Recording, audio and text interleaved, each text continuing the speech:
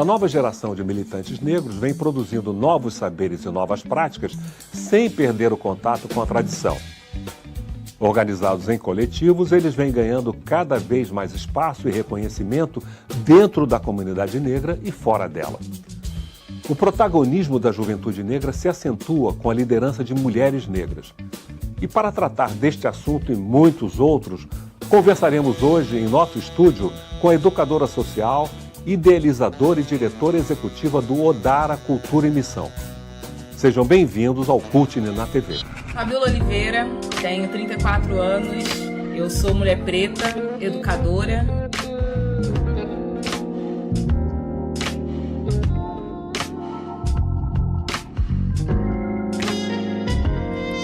Uma das lideranças femininas do movimento negro contemporâneo, Fabiola Oliveira lidera uma organização voltada à promoção sociocultural da juventude de periferia.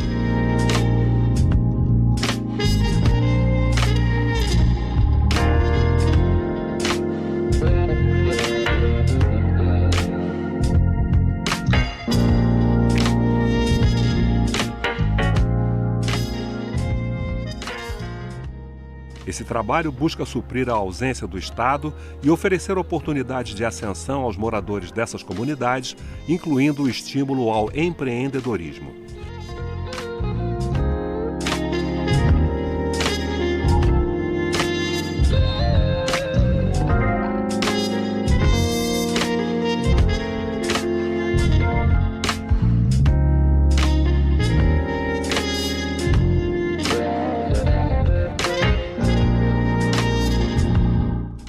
Nossa convidada de hoje é educadora social, idealizadora e diretora executiva do Odara Cultura e Missão, programa pautado na experiência com jovens e mulheres em situação de vulnerabilidade social.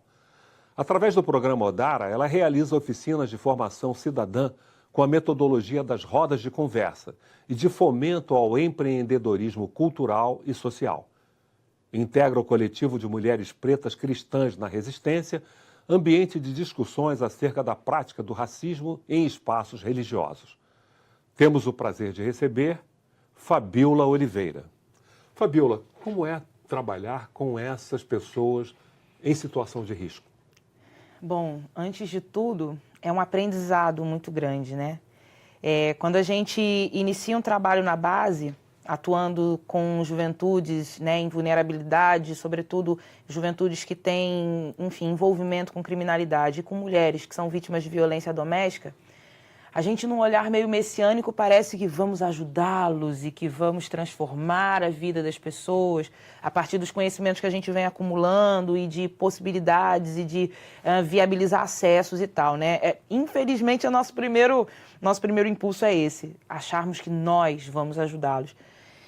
E, de repente, quando a gente começa na trajetória, antes de viabilizar qualquer tipo de acesso, a gente precisa conhecer os afetos dessa pessoa, entender o que, às vezes, para mim pode ser muito importante, para ela não é uma prioridade no momento.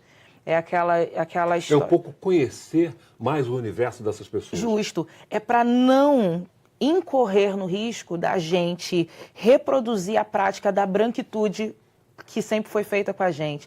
De impor valores, impor necessidades e não perguntar quais são os afetos que estão se movimentando dentro de mim.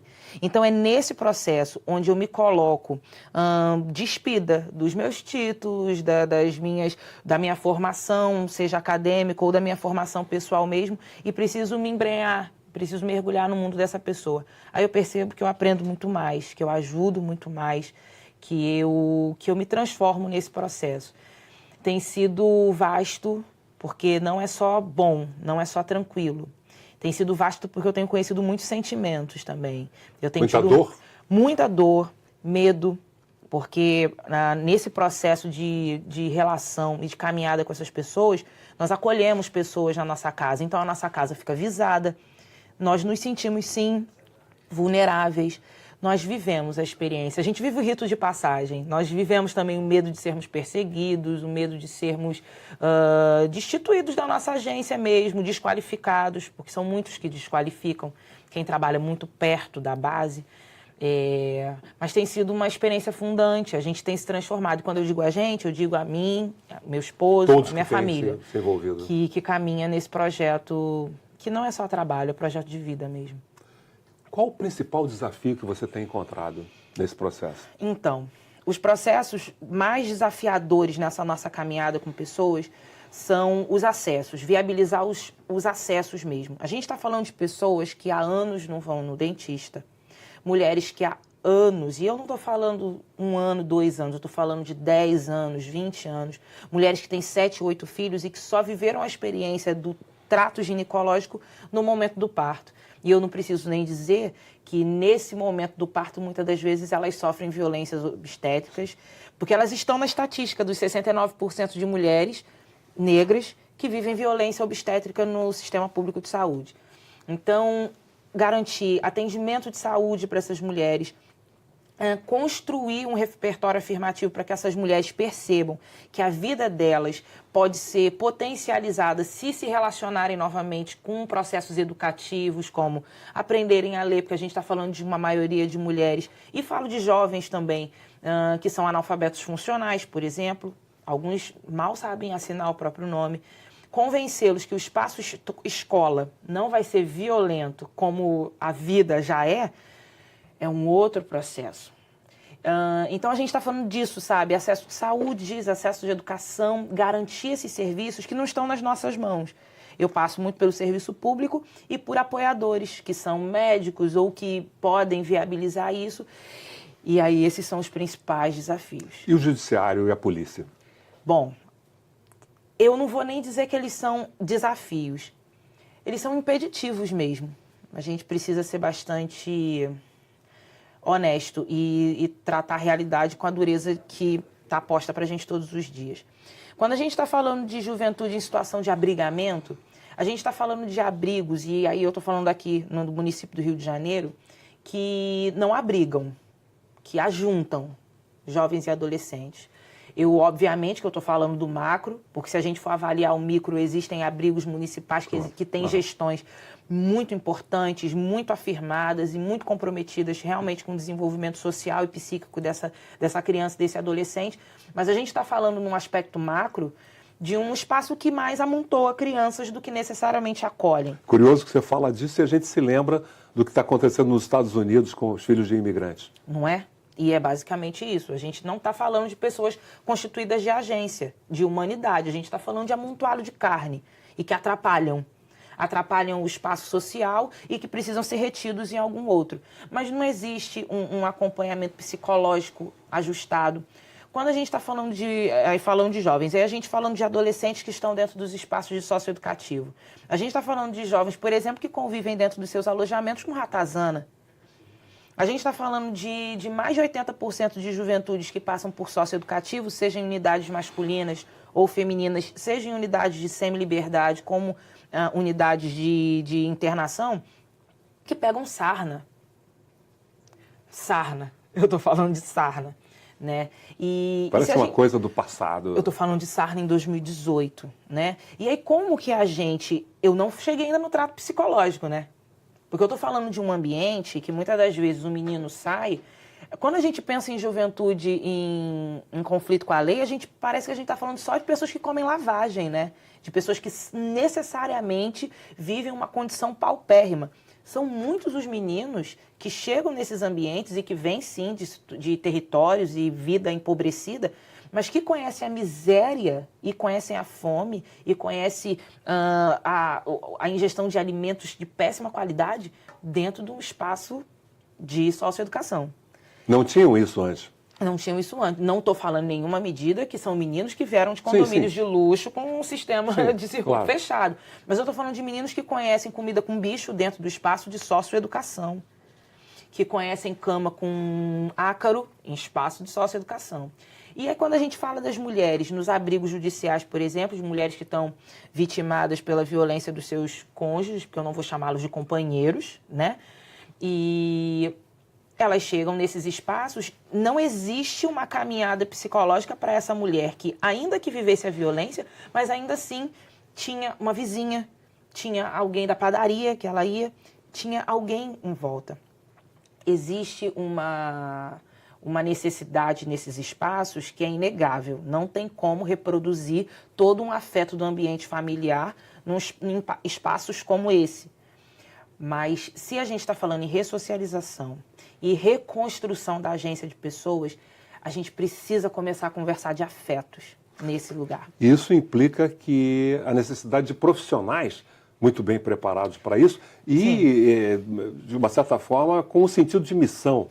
Naturalmente. E aí a gente entra num outro assunto muito delicado. A gente está falando de um funcionalismo público que, por exemplo, quando minha falecida mamãe era viva e foi funcionária pública do Ministério Público, né, do Ministério da Saúde. Quando mamãe falava, quando ela conseguiu o emprego dela, quando ela passou no concurso, era com valor.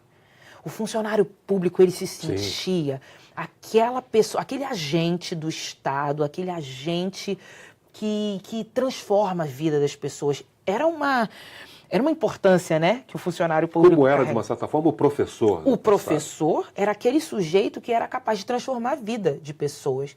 Existiam pessoas, por exemplo, na minha família, a minha mãe, o pouquinho de tempo que ela conseguiu estudar é porque minha avó dizia que aquele pouquinho de tempo ia fazer com que minha mãe não fosse empregada doméstica para sempre, como de fato aconteceu.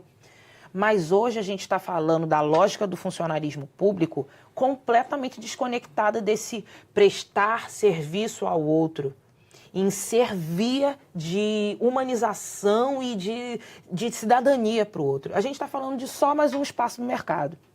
Então a gente está falando de pessoas que estão dentro do funcionarismo público lidando com material humano, que, eita, materialzinho complicado, que somos nós, lidando como se fossem amontoados de papéis em cima da mesa.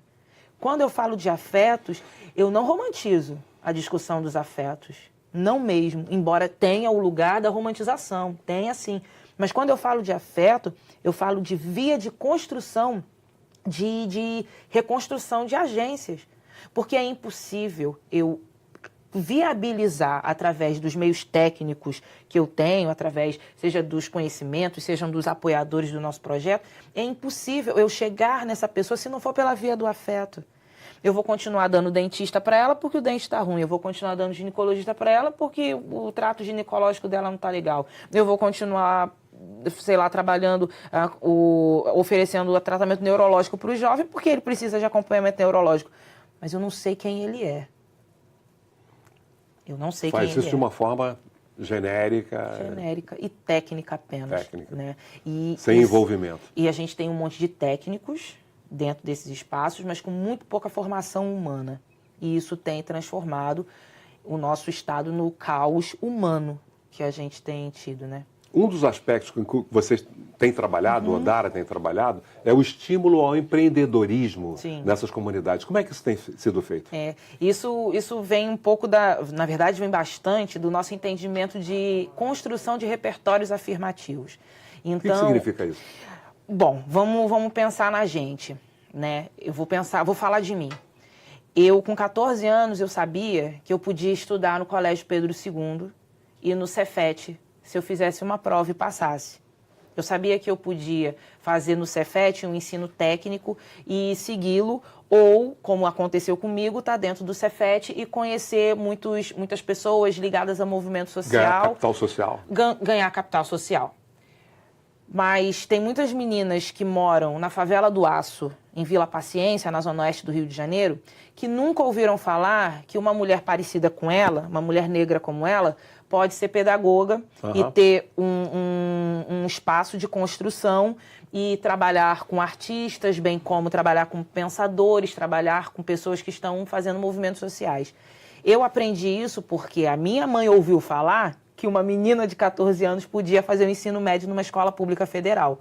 Porque a mãe da minha mãe ouviu falar que se ela estudasse um pouquinho que seja, ela não ia ser empregada doméstica pro resto da vida. Essa é a questão do repertório.